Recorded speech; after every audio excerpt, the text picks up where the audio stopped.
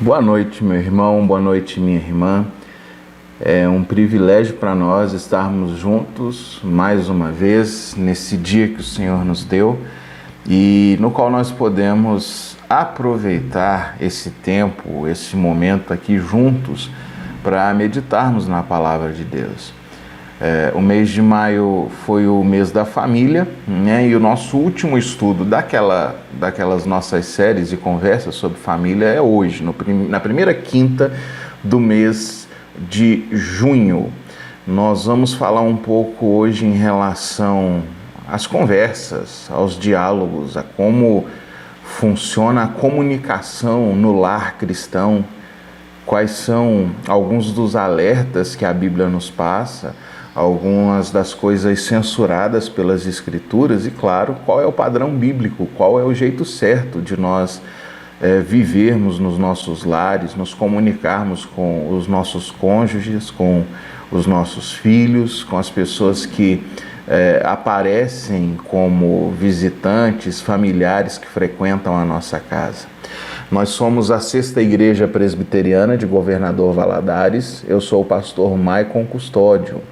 Nós estamos na rua Professor José de Carvalho, número 58, no bairro São Pedro. Você é convidado a estar conosco presencialmente, né? Nós estamos aqui aos domingos, 9 da manhã e também às 6:30 da tarde. E nas terças e quintas nós temos momentos online como esse que você está assistindo agora, de estudo da palavra e de oração. Nós vamos agora falar com Deus e logo após nós vamos iniciar o nosso momento de meditação na palavra. Ó Deus, que nesse tempo aqui agora o Senhor nos oriente, o Senhor nos guie e que a Tua palavra, que é lâmpada para os nossos pés, que é luz para os nossos caminhos, nos instrua e nos aperfeiçoe para que sejamos mais alinhados com aquilo que o Senhor quer de nós. É a nossa oração no nome de Jesus. Amém. Pois bem, meus irmãos,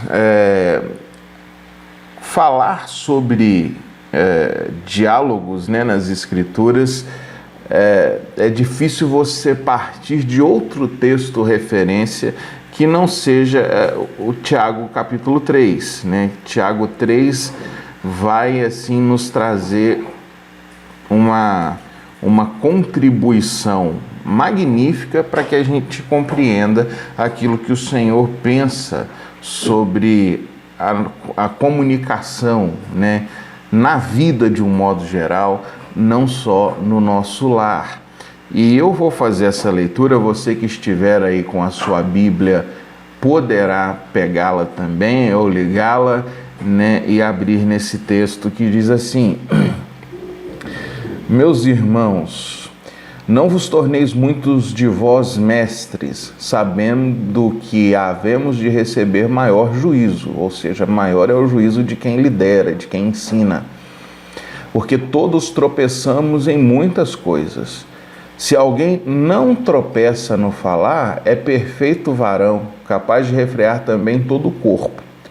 Ora, se pomos freio na boca dos cavalos para nos obedecerem, também lhes dirigimos o corpo inteiro. Observai igualmente os navios, que, sendo tão grandes e batidos de rijos ventos, por um pequeníssimo leme são dirigidos para onde queira o impulso do timoneiro. Assim também a língua, pequeno órgão, se gaba de grandes coisas. Vede como a fagulha põe em brasa tão grande selva. Ora, a língua é fogo, é mundo de iniquidade. A língua está situada entre os membros de nosso corpo e contamina o corpo inteiro. E não só põe em chamas toda a carreira da existência humana, como também é posta ela mesma em chamas pelo inferno. Pois toda espécie de feras, de aves, de répteis e de seres marinhos se doma, e tem sido domada pelo gênero humano. A língua, porém, nenhum dos homens é capaz de domar. É mal incontido, carregado de veneno mortífero. Com ela bendizemos ao Senhor e Pai. Também com ela amaldiçoamos os homens, feitos à semelhança de Deus. De uma só boca procede bênção e maldição. Meus irmãos, não é conveniente que essas coisas sejam assim. Acaso pode a mesma fonte jorrar do mesmo lugar o que é doce e o que é amargoso? Acaso, meus irmãos, a figueira pode produzir azeitonas ou a videira produzir figos? Tampouco fonte de água salgada pode dar água doce. Então, existe um princípio geral nas Escrituras no que diz respeito à nossa língua. E o autor bíblico, Tiago, ele vai nos deixar aqui algumas coisas importantes. Primeiro ele vai dizer, olha, a língua é um membro do nosso corpo e ela precisa ser domada por nós, né? Nós precisamos refreá-la. E ele diz que já sai em grande vantagem aquela pessoa que consegue refrear a própria língua. Ou seja, que sabe falar na hora que convém, que sabe calar na hora que convém, que sabe o que dizer nas horas certas, o que não dizer em alguns momentos, aquele que tem um bom controle do que fala, do que cala, né? Ele diz que essa pessoa já sai em vantagem e ela já é, de certa forma, alguém que atingiu um nível de maturidade maior do que outras pessoas. Ele vai usar expressões muito fortes. A língua é incendiada pelo fogo do inferno. A língua está cheia de veneno mortífero. A língua é poderosa para proferir maldição. Mas ele diz que é uma tarefa difícil, mas que é dever dos servos do Senhor refrear a sua língua, porque é inconcebível que a mesma língua que louva ao Senhor, a mesma boca que canta louvores no culto de domingo, a mesma língua que bota o som alto do carro e canta junto com aquela canção bela composta para adorar o Senhor, não pode ser a mesma língua cheia de fofoca, cheia de difamação, cheia de grosseria, cheia de todo tipo de indelicadezas e, quando não, imoralidade e tudo mais. Então, o autor bíblico tem essa preocupação. Nós precisamos refrear a nossa língua. Sabemos que é difícil. Sabemos que não é uma tarefa fácil, pelo contrário, é uma tarefa árdua, é uma tarefa que nós reconhecemos que ela não é para qualquer um, é uma tarefa que nós temos plena ciência de que não será conseguida sem muita dependência de Deus, porque nós somos tentados a falar coisas o tempo todo e coisas que não vão somar em nada, que não vão produzir nada. E o que eu quero fazer com vocês nesse momento, olhando para outros textos das Escrituras, é exatamente fazer esse caminho, o caminho que transita entre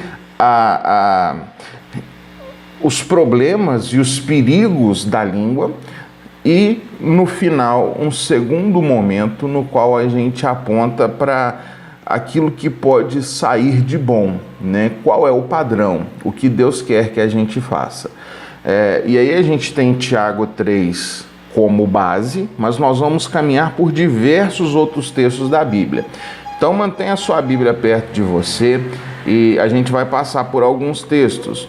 O primeiro deles, né, mostrando aí para nós algumas das consequências do mau uso da língua. Então, nesse texto de 1 Coríntios, no capítulo 15, no versículo 33, falando, claro, sobre aspectos doutrinários, no que diz respeito à doutrina da ressurreição de Cristo e da nossa ressurreição, o que o apóstolo Paulo diz é assim: não se enganem, as más conversações corrompem os bons costumes.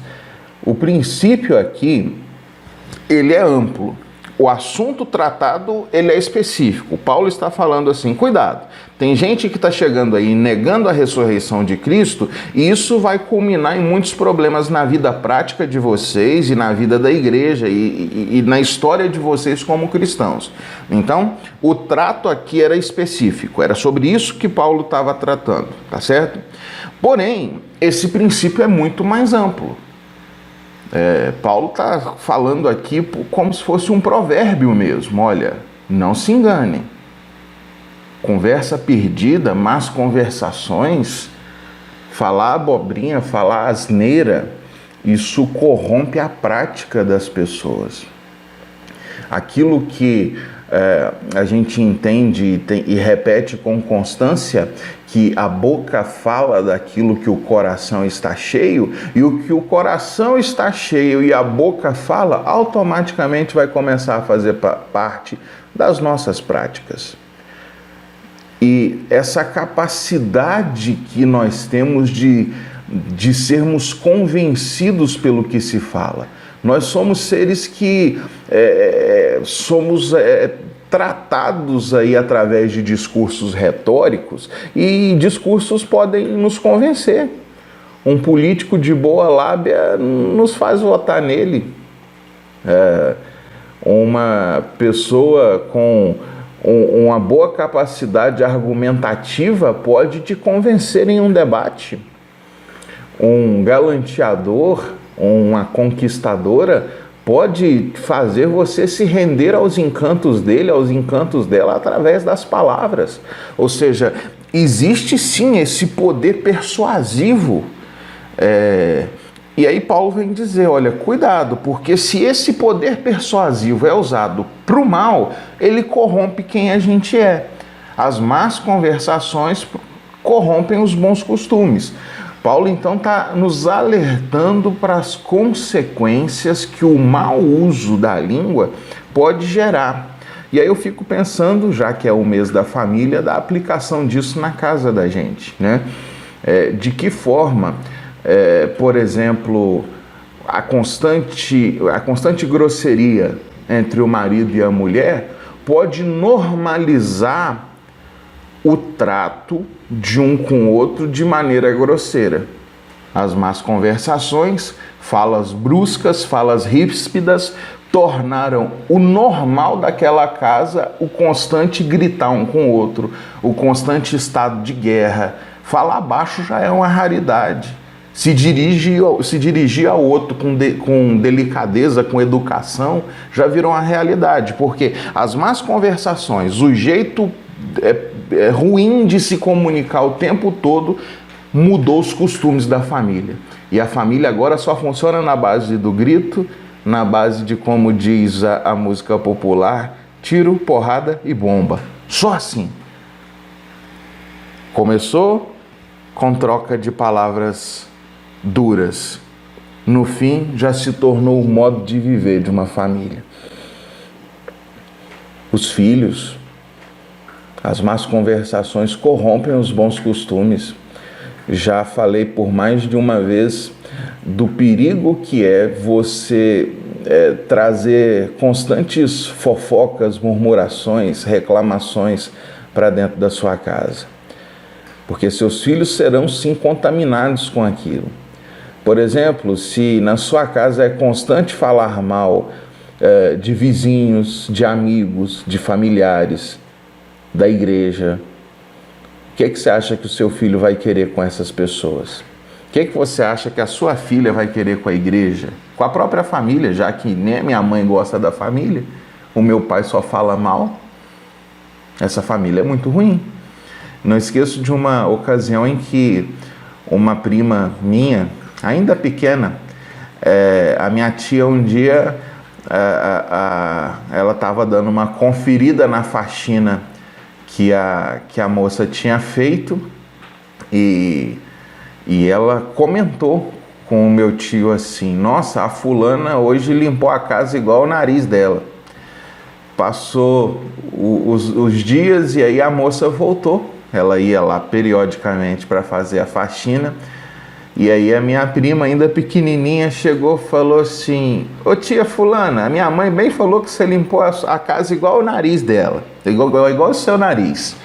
E aí ficou, como diz o outro, aquela torta de climão, né? Porque a criança captou aquilo e ela transmitiu aquilo que ela ouviu.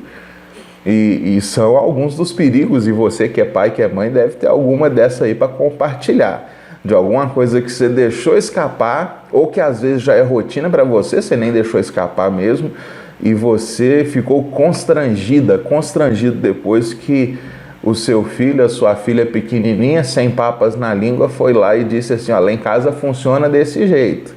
Lá em casa é dessa forma que funciona, né? Eu já ouvi criança repetir os xingamentos com os quais a mãe chamava o pai, né? De dizer assim, minha mãe chama o meu pai disso, daquilo, e contando para os amigos do pai de como eram os carinhosos apelidos que a mãe dela chamava ao pai dele. Ou seja, perceba que como conversas improdutivas, elas contaminam todo o ambiente, elas influenciam todo o ambiente, e isso vai gerando transtornos, isso vai causando consequências. Isso é problemático. Então, a instrução paulina aqui, que se aplicava, repito, aquele fato específico do problema da doutrina da ressurreição na igreja de Corinto, mas que o princípio é mais amplo. O que a nossa boca fala, o que nós constantemente dizemos, o que faz parte do nosso vocabulário, da nossa forma de nos comunicar, o jeito da gente falar, tudo isso vai corromper o arredor. Você quer fazer um teste com isso, por exemplo? A gente, quando está aprendendo algumas técnicas de didática, né, uma das orientações que a gente recebe é quando a sala estiver muito ouriçada e maluca assim de barulho, comece a falar mais baixo do que eles. Comece a falar mais baixo. E aí os alunos vão falar assim, o que o professor está falando? Mas você está falando mais baixo que eles estão gritando. E aí eles vão falar, mas se eu quiser ouvir o que o professor está falando, eu vou ter que baixar o meu volume aqui. E há estudos, inclusive, que comprovam isso, que gradativamente o volume da fala na sala ia diminuindo, porque os alunos falavam, eu preciso ouvir o que o professor está falando mais baixo que eu. E aí isso ia influenciando. Então pensa nisso, né? Se na sua casa funciona na base da gritaria, seja você a começar a falar mais baixo. Se na sua casa funciona na base da rispidez, seja você a começar a ser mais manso. Se na sua casa as coisas funcionam com base na ofensa, seja você a passar a usar palavras agradáveis, palavras elogiosas. Porque, assim como as más conversações corrompem os bons costumes, as boas conversações podem gerar novos bons costumes. Né? Uma coisa é proporcionalmente inversa à outra aqui. Então, cuidado para que as coisas que você fala e a maneira com a qual você as fala não torne a sua casa, não torne a sua família o pior lugar do mundo, porque todo jeito de se comunicar perverteu a forma de ser família. Uma outra questão que é importante que eu coloco aqui estão relacionadas ainda ao casamento, ao marido e à mulher. Provérbios 27:15 e Provérbios 21:9. Primeiro, Provérbios 27, versículo 15, vai dizer o seguinte: o gotejar contínuo no dia de grande chuva e a mulher rixosa, briguenta, são semelhantes, tá? A goteira e a mulher briguenta são iguais. É isso que está sendo dito. Espera aí que o meu slide aqui andou. E o outro é Provérbios 21:9, que diz assim: é melhor morar no canto do eirado do que junto a uma mulher rixosa na mesma casa. Ou seja, é melhor morar num fundo de quintal, é melhor morar mal do que morar com uma mulher que vive brigando dentro de casa. Interessante essa colocação, né? É melhor a gente viver numa casa humilde com uma mulher pacífica, é melhor a gente viver numa casa humilde com um homem pacífico do que a constante briga. A Bíblia faz uma comparação que é igual goteira. Nossa, pensa numa goteira, gente. Uma goteira. Tá chovendo, chovendo, chovendo, você tem uma goteira na sua casa. Se você coloca lá uma vasilha, um balde, você vai ficar escutando aquele tac, tac, tac, tac, tac, tac, tac, o tempo todo, né? Se você não coloca, a cada 5 minutos você vai lá, tá tudo molhado, você tem que secar. Ou seja, dá uma trabalheira maluca. Olha só com o que a Bíblia compara a mulher rixosa, e vamos ampliar, o homem rixoso. Gente murmuradora, gente reclamona, gente chata. Sabe, às vezes você é muito chata, às vezes você é muito chato. Às vezes é insuportável viver na mesma casa que você. E a Bíblia diz que você é pior que uma goteira. A Bíblia diz que é melhor a pessoa morar numa tapera, morar numa cabana, morar numa casa mais básica possível do que viver com uma pessoa murmuradora, reclamona. Uma pessoa que é constante nas suas falas incessantes. Sabe, uma das coisas que eu percebo muito, e muitas vezes isso acontece quando a gente vai acompanhar, você vai acompanhar um casal. Você começa a conversar e aí você ouve uma das partes, aí às vezes você ouve o marido. Aí você vai e olha assim para a esposa, e você, minha irmã, o que você tem a dizer agora? Ela fala assim, tem nada não, porque ele está sempre certo, não adianta, o que ele já falou, eu vou começar a falar que ele vai me desmentir, ele vai dizer que eu sou mentirosa, ou seja, já está naquele processo em que a pessoa diz assim, já falo isso na minha cabeça o tempo todo, eu já conheço esse discurso, já se tornou um barulho chato nos meus ouvidos. Quase sempre quando eu estou aconselhando algum casal e eu vejo assim que eles estão numa situação muito complicada, eu sempre dou um conselho para eles, assim, olha, façam do lar de vocês um lugar para onde o outro queira voltar no fim do dia. Porque não é gostoso você ter um lugar bom que te faz sentir seguro, te faz sentir bem?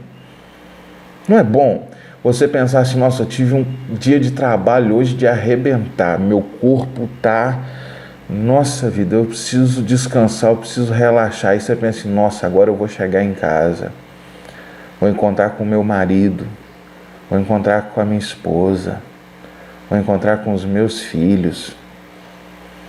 E aí quando você tem esse pensamento, eu estou saindo do trabalho estressante e estou indo para a minha casa, qual é o seu sentimento? Lá vou eu para mais uma sessão de problema do meu dia? Ou lá vou eu para um momento de paz e harmonia do meu dia?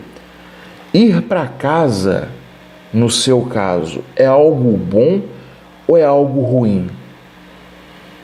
Sabe, eu já peguei marido que dizia assim, pastor, eu saio do trabalho, né? O marido não crente às vezes, e que topou conversar com a gente para tentar ajudar o casamento, fala assim, pastor, eu saio do trabalho e vou pro boteco e eu fico esperando da hora que eu sei que ela já foi dormir, porque se eu saio do trabalho e ao invés de ir pro boteco eu vou para casa, é um inferno na minha vida. A minha casa, pastor, é o pior lugar do mundo para que eu quero. Eu não quero nunca voltar para dentro da minha casa. Eu gosto de chegar quando ela já dormiu, que eu tomo meu banho, deito e pronto. No outro dia ela acorda mais cedo e racha fora, ou eu acordo mais cedo e não vejo. Olha só que situação. Ah, pastor, então a gente não pode ter conversa séria em casa? A gente não pode ter os momentos de acertar os ponteiros? Claro, e deve ter. Mas se isso se torna uma rotina, em que o ambiente do lar é só de murmuração, é só de reclamação, é só de lamúria, é só de rixa e contenda, como a gente acabou de ler nesses textos aqui. A Bíblia diz que é melhor você ter uma goteira constante, inconsertável, pingando na sua cabeça o dia inteiro, do que viver numa casa como essa. Então, esposa, Se pergunte seriamente qual é o ambiente do lar que você tem proporcionado para o seu marido voltar depois de um dia de trabalho. Marido, faça a mesma pergunta para você. Que ambiente da casa você tem gerado para que a sua esposa se sinta bem em voltar para casa? Porque às vezes o lar se tornou a pior coisa da face da terra. Ninguém quer estar lá, porque é rixa constante. E a Bíblia diz que não é assim que deve funcionar. Isso é um problema grave, né? Um problema inadmissível, um problema que ele está, infelizmente, prejudicando muitas e muitas e muitas famílias.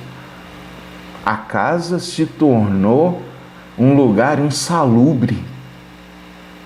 Cidadão, a cidadã quer fazer hora extra todo dia para não ter que voltar para casa. A gente precisa então entender que se o nosso lar não for um ponto de aconchego, né, a gente vai ler o salmista dizendo, olha, é coisa boa, a mulher e os filhos ao redor da mesa. Tem muita gente que não consegue visualizar essa imagem porque isso nunca foi verdade para ele. Mateus 14:12 vai narrar para a gente um outro problema numa casa, que é quando um influencia o outro para o mal. E isso pode acontecer, tá? Diz assim, Mateus 14:1-12. Por aquele tempo, ouviu o tetrarca Herodes a fama de Jesus e disse aos que o serviam, esse é João Batista, ele ressuscitou dos mortos e por isso nele operam forças miraculosas. Porque Herodes, havendo prendido e atado a João, o metera no cárcere por causa de Herodias, mulher de Filipe, seu irmão, pois João lhe dizia, não te é lícito possuí-la. E querendo matá-lo, temia o povo, porque o tinha como profeta. Ora, tendo chegado o aniversário de Herodes, dançou a filha de Herodias diante de todos e agradou a Herodes. E ele prometeu com juramento dar a ela o que ela pedisse. Então ela, instigada por sua mãe, disse, dá-me aqui num prato a cabeça de João Batista. Entristeceu-se o rei, mas por causa do juramento e dos que estavam com ele à mesa, determinou que lhe dessem. E deu ordens e decapitou a João no cárcere. Foi trazida a cabeça num prato, dada à jovem, e ela levou até a sua mãe. Então vieram seus discípulos, levaram o corpo e o sepultaram, e depois foram contar para Jesus. Então, olha só, como que um lar pode também conter péssimas influências. A mulher odiava João Batista. A primeira oportunidade que houve, o que ela fez? Quero a cabeça dele num prato. E aí, às vezes, a família, o casal, o marido, a esposa está diante de uma decisão importante e é momento de nós, cônjuges, ajudarmos nessas decisões. Sermos aqueles que, ao invés de trazer uma má influência, trazer uma boa influência. Sabe, às vezes você lida com casais nos quais se enfiaram em dívidas. E aí você começa a conversar e aí o marido diz assim, olha pastor, a gente se enfiou nessas dívidas aqui porque eu não sei dizer não para minha esposa. E a gente estourou todos os nossos cartões de crédito e a gente está todo endividado porque eu não sei dizer não para ela e ela me pede coisas o tempo todo, ela quer comprar o tempo todo e a gente está endividado porque eu cedo às pressões da minha esposa. Ou às vezes a gente vê que a família está lá toda endividada, você vai conversar e a esposa diz assim, meu marido é muito impulsivo, pastor.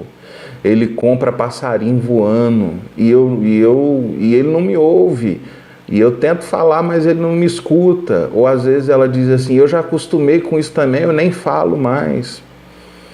Nós temos o poder de influência um sobre o outro e nós deveríamos exercer isso para o bem. A gente, como cônjuge, precisa aprender a escutar um ao outro e darmos bons conselhos uns para os outros, né? E a gente percebe aqui que a fala dessa mulher ela é tenebrosa. Ela pede a morte de um homem por causa dos caprichos dela, porque o homem, profeta de Deus, disse que ela estava em pecado e ela achava aquilo inadmissível. Então, quer a cabeça dele num prato. E aí, o homem que fez promessa e agora tinha que se virar e cumprir, teve que cumprir. Teve que honrar a sua própria palavra. Mas perceba como que existe esse nível de influência de um sobre o outro dentro da casa. Ela maquinou tudo para conseguir o que queria. A filha dança, o rei se enamora, promete mundos para ela e ela pede algo que o texto diz que ele deixou ele de coração entristecido. Ele não queria fazer aquilo, mas prometeu. Agora tinha que fazer, né? A gente precisa usar a influência que a gente tem um sobre o outro na nossa casa para o bem. Para o bem. E aí você pode pensar assim, pastor, mas isso é tão óbvio. Quanto que a gente vai querer o mal um do outro? Como que eu vou querer o mal do meu marido? Como que eu vou querer o mal da minha esposa? Claro que eu vou sempre querer o bem. É que a nossa geração, aprendeu que bem é sempre dizer sim. Que querer o bem do outro é sempre concordar. Sabe, é o seu marido, a sua esposa dizer assim, vou sair do emprego. Isso vai, não, é o que vai te fazer feliz? Então faz.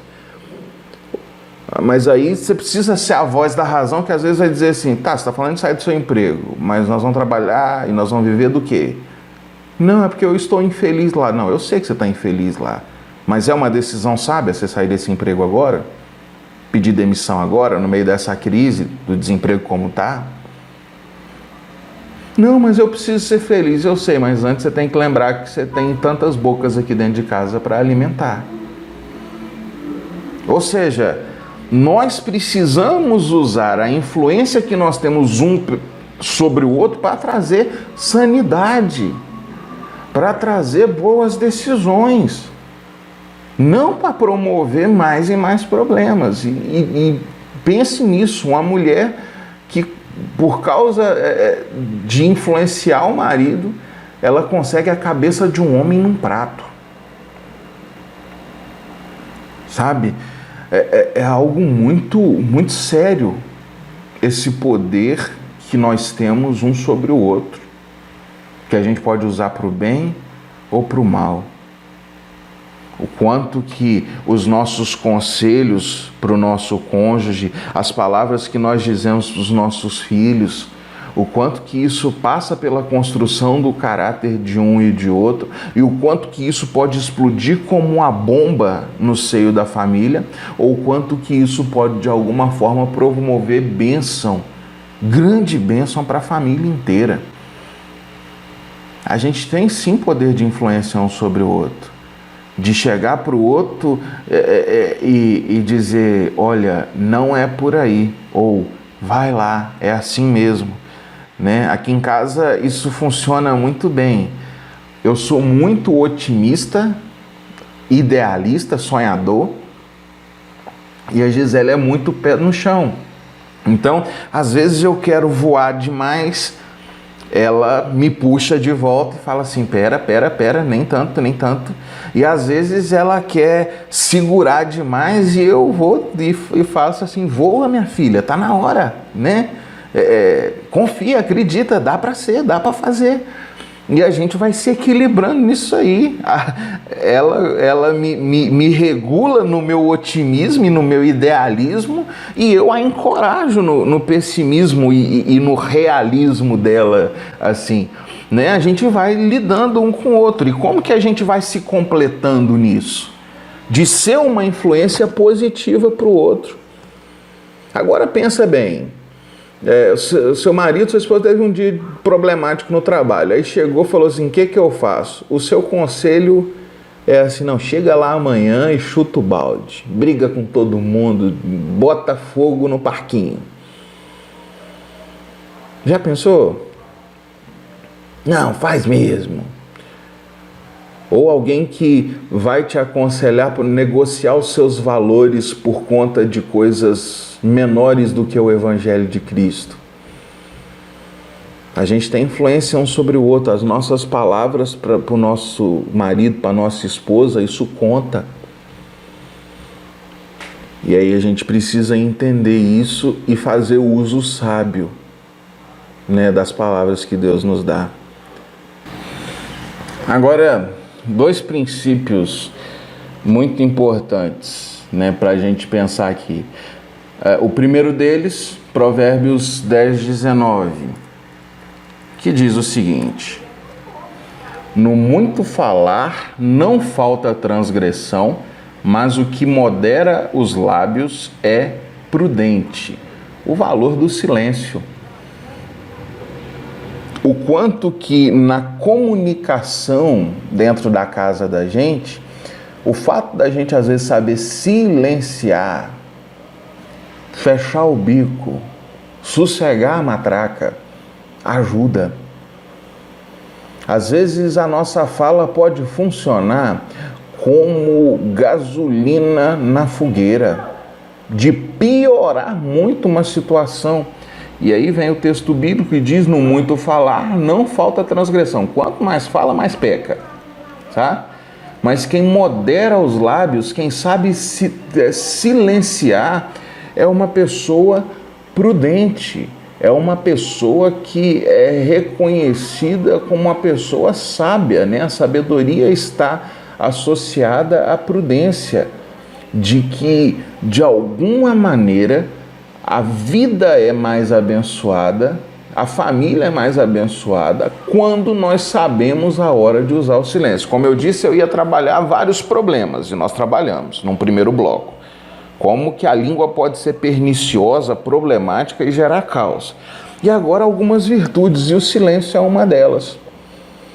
Vai adiantar, num momento em que o seu cônjuge está bravo, cuspindo marimbondo, você entrar maluco, maluca, querendo sair rebatendo tudo também? Na hora que um está esbravejando, falando alto, o outro sai gritando, esbravejando também? O que a Bíblia acabou de dizer? No muito falar, sobra transgressão. O que mais vai ter é pecado. Você vai pecar e vai fazer ela pecar, você vai pecar e vai fazer ele pecar. Tá? Agora, quem sabe a hora de calar, quem sabe a hora de silenciar, quem governa e modera os próprios lábios, esse é uma pessoa prudente. Então, como é bom às vezes você deixar o outro ter um momento dele e tal, e falar assim: nossa, eu vou engolir, vou segurar. Depois de um tempo, quem sabe algumas horas, 1 dia, 2 dias, você chega, tá calmo? Tô. Então agora você vai sentar aqui e vai escutar o que eu tenho para dizer. Aquele dia, aquela hora você falou, deixei você falar, eu vi que você estava precisando desabafar, mas agora você precisa me ouvir aqui, porque você agiu assim, assim, assim, assado, você disse isso, isso, isso, isso, e não era assim. Não é? Porque se a gente sabe a hora de calar e a hora de falar, a gente já conquistou aí um grande progresso. Se 2 falam alto, ninguém escuta ninguém. Se os 2 estão gritando ao mesmo tempo, ninguém escuta ninguém. Se os 2 querem ter razão o tempo todo, não vai dar certo. Existe hora de falar, existe hora de calar. E a Bíblia diz que é sábio e é prudente quem sabe a hora de calar.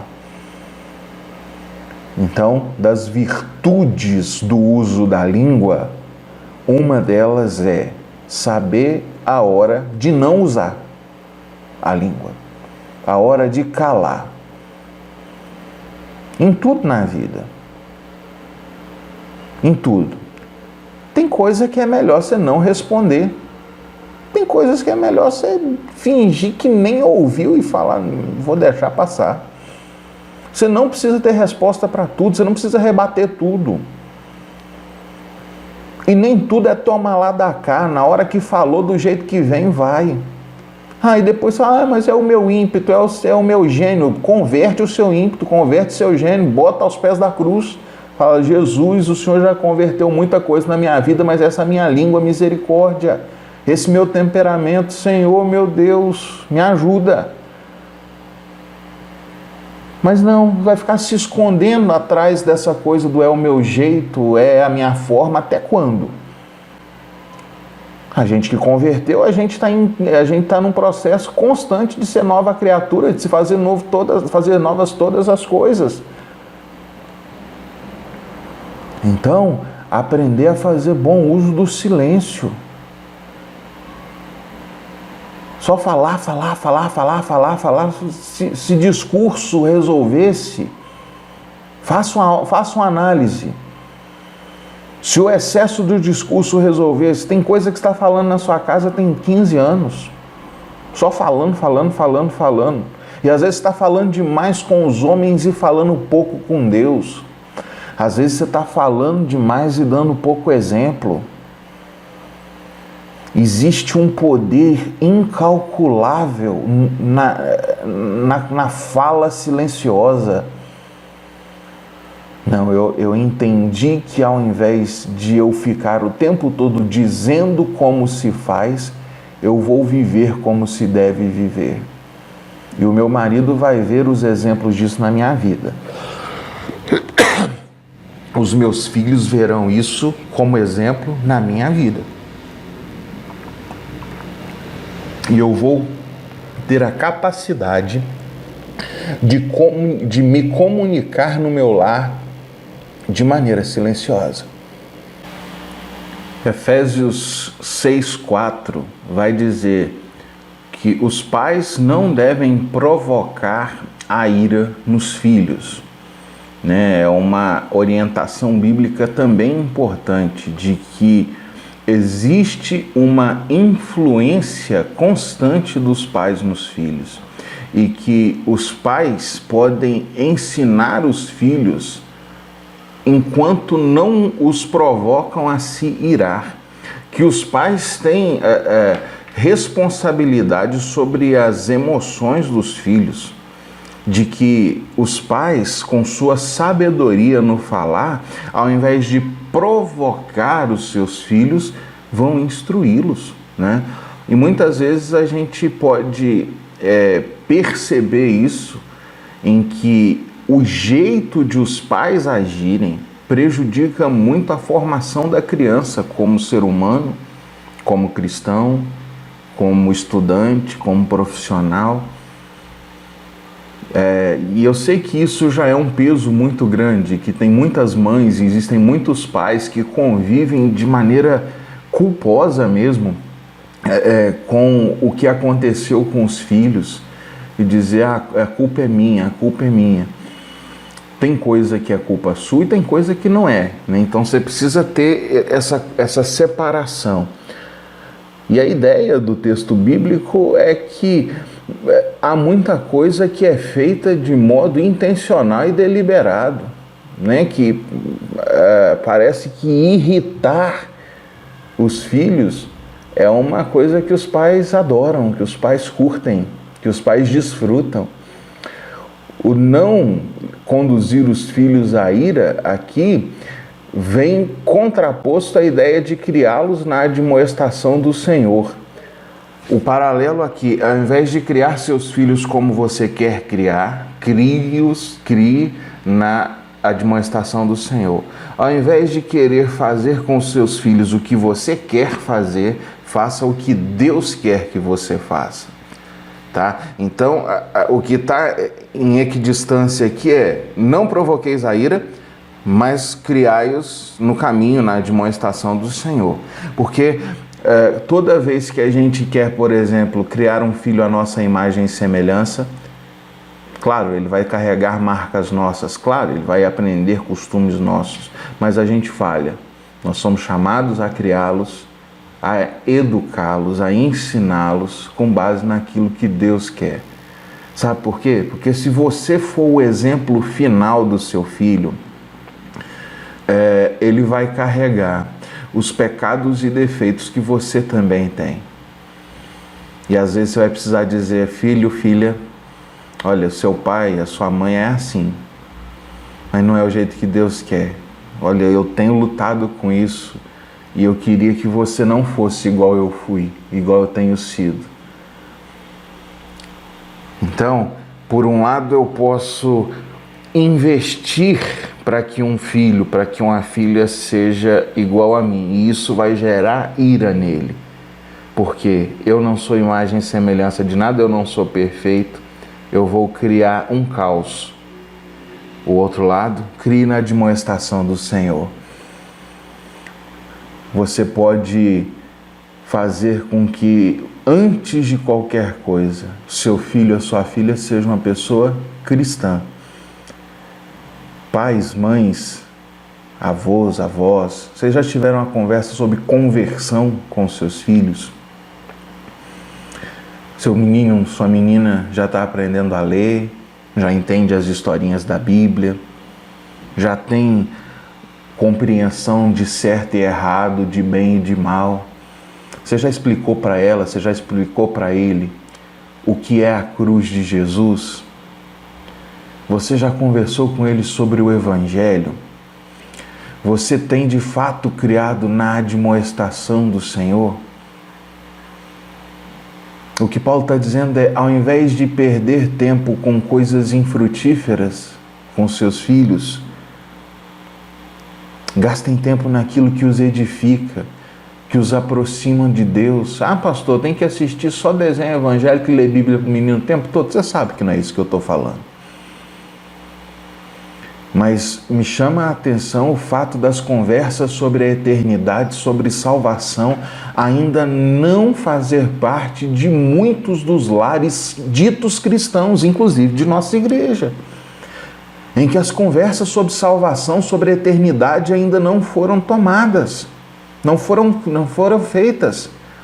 Você já sabe que profissão o seu filho quer ser quando crescer, você já sabe qual é o time que ele torce. Você já sabe qual é o desenho preferido, qual é o canal que ele mais gosta. Você já sabe tudo, mas você ainda não sabe se o seu filho ama Jesus, se a sua filha ama Jesus. Olha, pais, a função principal de vocês é conduzir seus filhos na admoestação do Senhor. É isso. A virtude das nossas palavras na condução daquela vida, para que ela viva, para que ele viva, segundo Deus quer que ele viva, né? Efésios 4:29, uma outra virtude recomendada: não saia da vossa boca nenhuma palavra torpe, mas somente aquelas que são úteis para a edificação. Torpeza, aquilo que destrói, aquilo que causa problemas, aquilo que é sujo, que é infame, aquilo que não tem proveito. Quantas conversas jogadas fora a gente às vezes tem? Quantas palavras arrependidas nós já dissemos e que dá vontade de voltar atrás e tirar aquilo da história, como se nunca tivesse acontecido. A gente sente vergonha e a gente geme só de lembrar. Porque você pensa assim: nossa, eu ter dito aquilo causou um problema tão grande. Eu ter usado aquelas palavras causou um transtorno tão grande. E aí vem a Bíblia e diz: não saia da boca de vocês palavra torpe, mas somente aquela que é boa para edificar. Então a pergunta que você deve se fazer, segundo as Escrituras, antes de falar qualquer coisa, é a seguinte: o que eu vou falar agora vai produzir algum bem? O que eu vou falar agora vai causar irritação, vai causar rejeição, vai causar revolta, vai causar mais briga, vai causar mais problema ou vai ajudar a solucionar o problema? Mas aí o paralelo é aquela que traz edificação. Ou seja, o que eu vou dizer agora vai fazer o meu marido, a minha esposa, o meu filho, o meu pai, a minha mãe, meu irmão crescer na fé e vai nos conduzir a um momento de mais intimidade e de aprendizado sobre o reino de Deus, Deus, o Evangelho, ou não vai promover nada disso? Então, o paralelo é: não sai a palavra torpe, palavra que não tem proveito, palavra que só vai jogar mais lenha na fogueira, e diga aquilo que é poderoso para edificar. Ou seja, a virtude aqui é da reflexão. Às vezes a gente, não, falei sem pensar. Pensa antes de falar. Pensar e pensar seriamente. Devo dizer, não devo dizer? E aí, vai, não vai? Qual é o procedimento? Não saia da vossa boca a palavra torpe, mas aquela que tem proveito, aquela que edifica, aquela que produz intimidade com Deus, né? E aí, um último conselho. Na verdade, tem mais dois. Tem Eclesiastes 9:17.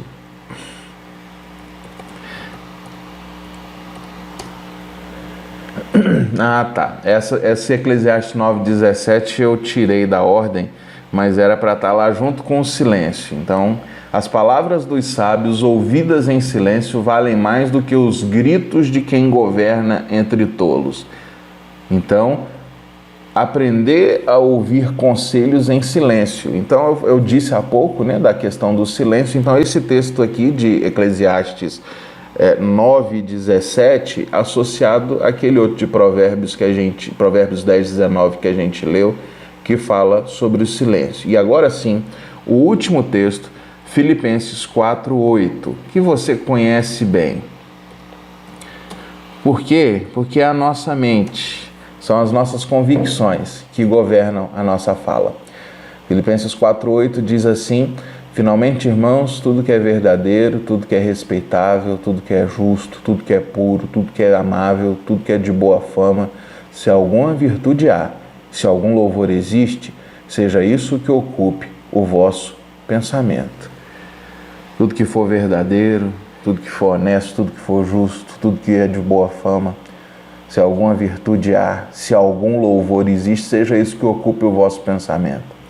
E se a boca fala do que o coração está cheio, como diz a musiquinha que as crianças cantam, se o seu coração está cheio de tudo aquilo que é puro, que é verdadeiro, que é justo, que é de boa fama, que tem virtude, a sua boca vai falar daquilo que o seu coração está cheio, daquilo que ocupa o seu pensamento, daquilo que ocupa a sua caminhada, daquilo que é marca de quem você é. Isso vai sair da sua boca. Então, se você ouviu tudo isso, fala assim: pastor, eu não sei como agir, eu não sei como reagir, não sei como fazer. Ocupe o seu pensamento, ocupe a sua mente, o seu coração com tudo aquilo que procede de Deus. Isso vai começar a te formar como um marido melhor, como uma esposa melhor, com palavras edificantes, porque seu coração é edificado, com palavras baseadas na sabedoria do Evangelho, porque o seu coração é baseado na sabedoria do Evangelho. A mente e o coração governam a boca. O cristão evitará sempre falar sem pensar, sem refletir, se possível até falar sem orar. Vai ser difícil para o cristão. Vai dizer: Senhor, me dá sabedoria para o que eu preciso dizer aqui agora. Era essa a nossa fala de hoje. Essa questão aí das conversas perigosas, que podem trazer um transtorno para a casa da gente. Ou o fato da gente saber o que falar, saber quando falar e inclusive quando calar. Como isso pode produzir coisa boa na vida da gente. A língua diz o texto, pequeno órgão, tem poder mortífero de veneno, mas pode também produzir bênção, trazer palavras boas e saudáveis. Como está a sua língua? Como tem funcionado o diálogo na sua casa? Aprendeu algo de bom aqui hoje? Tomara que sim, e que Deus te ajude a aperfeiçoar essas coisas que estão sendo problemáticas na sua casa. Um grande abraço, Deus te abençoe e até o final de semana, se assim Ele quiser e nos permitir.